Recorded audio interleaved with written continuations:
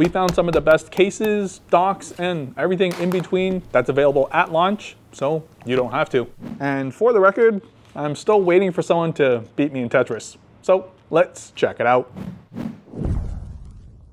The first thing you're gonna want to do is to protect this overpriced piece of plastic, and unless the cave you're hiding in doesn't have Wi-Fi, dbrand's Killswitch case for the Switch 2 has been all over the news. I've personally used it for the Steam Deck, 10 out of 10, full tank of a case, but this time it's not just about protection, it's basically performance enhancing gear for people who sweat during Tetris, like myself. Everything snaps on perfectly, almost like dbrand had insider intel on the design beforehand, and when compared to the Switch 2's own controller design, which honestly feels like holding a stick of flat butter, the fat-free kind, ugh. This thing's got thunder thighs for days, and yeah, that's a compliment, because like the pros say, a grippy booty is a complete game changer, and while you still won't beat me in Tetris, at least it hurts a little less when you lose with this. It uses a nano texture that feels like a rubbery sandpaper, combined with these rubbery grippy strips. It's sticky without being gross. The case doesn't block any ports, buttons, or your dreams of going pro either. Plus, it's even compatible with the built-in kickstand. For all my finger cramp survivors out there,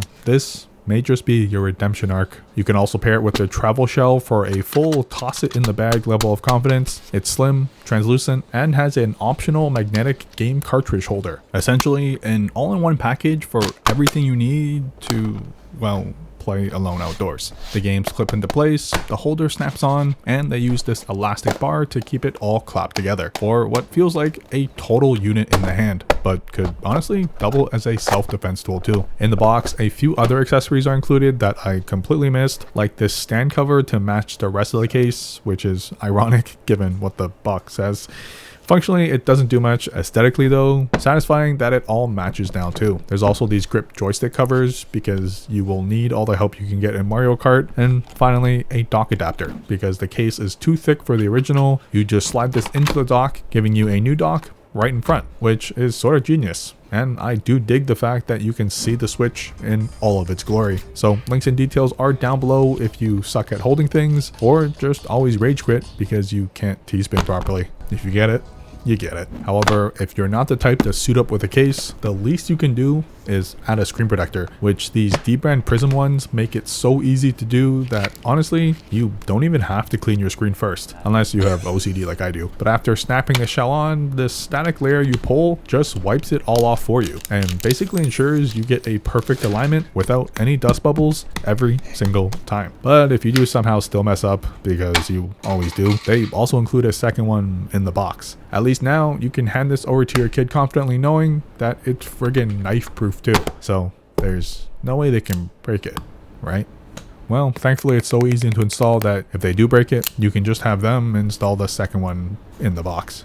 Hands down, this is one of the best accessories I've found for the Switch 2 so far. This tomtoc sling that's designed specifically to store handhelds because these chunkers will not fit in your tiny Lululemon fanny packs. Designed originally for the Steam Deck, it has a built-in hard shell with molded controller grooves to fit the larger grips, which works perfectly with the dbrand Killswitch and its added grippy handles. The rest of the bag though is fairly simple, a large space inside for other accessories, and a zippered pocket for your daily essentials too. It's got a simple and clean front panel made with water resistant nylon material. It's flexible, lightweight, and perfect to stay under the radar given the bag is on the larger side already. But for $50, I may have to label this as one of my greatest finds, because if you plan on taking this anywhere with you, I would confidently say it's a must-have. Passing my scientific drop test thanks to the additional padding along with the case inside, and I'm able to stuff in all my additional accessories with room to spare, which may honestly be the only reason you wouldn't get it, because hoarding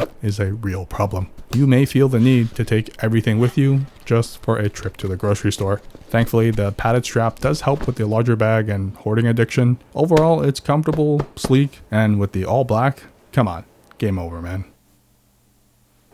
I get it. TVs are expensive, and your girlfriend is currently watching Love is Blind, and while the Switch 2 screen is a nice upgrade, imagine having your own personal portable monitor instead, like a laptop screen that you can take anywhere, so you can always play your Switch without constantly having to squint at it. Perfect for multiplayers too, so you're both not trying to go blind while attempting to pass the last level on Split Fiction. Now, there are plenty of options on the market, but these Arzopa monitors aren't like the rest. Not only is it slim with a sleek metal body and has a giant kickstand that passes my scientific poke test while also being able to stand vertically, it's got a 144Hz display, which simply means your drifting in Mario Kart is about to look smooth.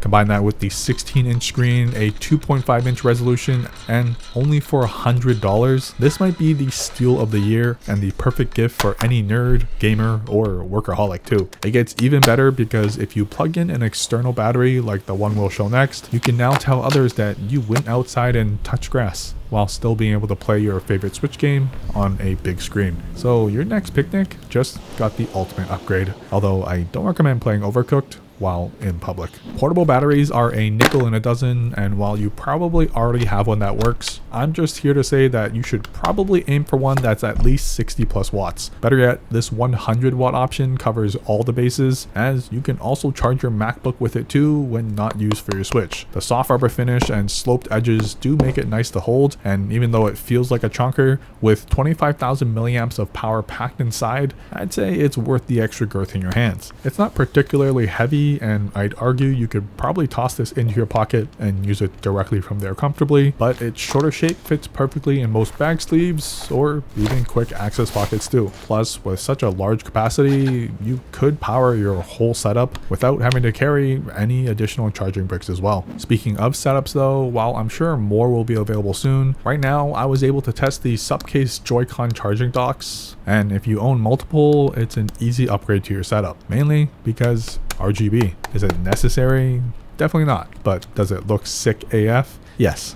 Yes, it does. RGB everything, baby. There's indicator lights to tell you the charge status, the Joy-Cons attach magnetically, and although they're super easy to grab and play, I will say that does make them prone to dropping off if messed around with too much. They offer two variations though, a round base and a rectangular one too, both with identical features like the RGB on the base, and the controller docks are spaced out enough that they fit the Killswitch case on them as well. So is RGB enough to convince you, or are you the type to just leave them on the coffee table and rage about how your controllers are never charged the next time you want to play Halo 2 again?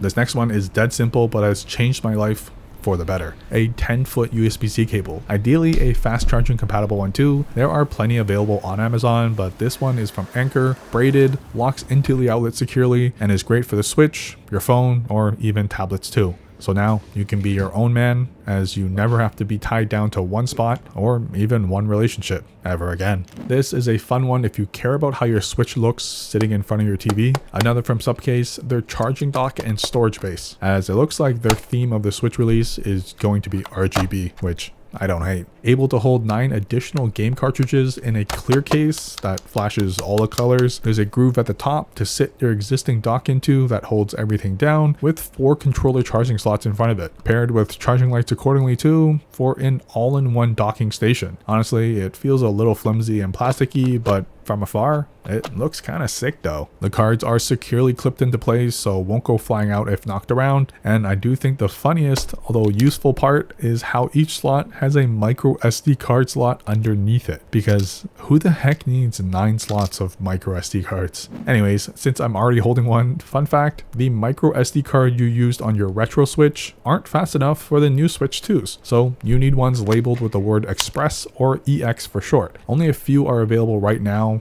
and this Samsung and Mario branded 256GB one is pretty awesome. But Lexar is also the other option, offering up to 1 terabyte of additional storage for all the ballers who buy every indie game and never actually play any. For all the comfort gamers or just lazy ones like myself, this tablet cushion holder is surprisingly clutch, able to securely hold the screen at a raised angle, attached onto this large pillow filled with soft beads and a stretchy elastic that molds into your thigh gap, because I can't be the only one that likes to play my Switch in this position. It's lightweight, clamps clamps down securely and passes our scientific shake tests, and is adjustable in angles too. It isn't the cheapest pillow I've ever bought, but the build quality is actually worth it on this one, with the best part being your girlfriend could steal it and use it as a phone holder too, as it's large enough to hold up to an iPad for some Netflix and chilling alone in bed.